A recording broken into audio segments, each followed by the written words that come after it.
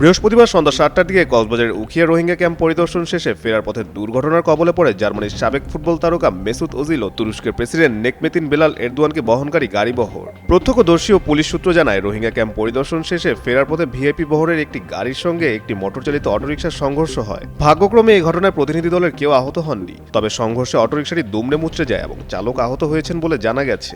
উখিয়ার Shahpuri highway থানার ভারপ্রাপ্ত OC Saiful Islam বলেন, ভবিষ্যৎ হোক নিরাপদ, বিনিয়োগ হোক বিশ্বস্ত, আর আমার পছন্দ সল্ট বে।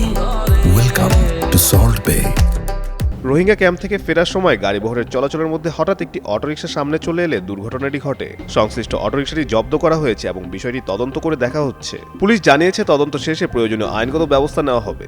এর আগে দিনের কর্মসূচিতে মেসুত ওজিল সহ তুরস্কের প্রতিনিধি দল উখিয়ার রোহিঙ্গা ক্যাম্পের বিভিন্ন কার্যক্রম ঘুরে দেখেন। বিকেলে ৪ নম্বর ক্যাম্পে রোহিঙ্গা শিশু কিশোরদের সঙ্গে ফুটবল খেলেন ওজিল এবং পরে ইফতার কর্মসূচিতেও অংশ নেন জার্মানি তারকা।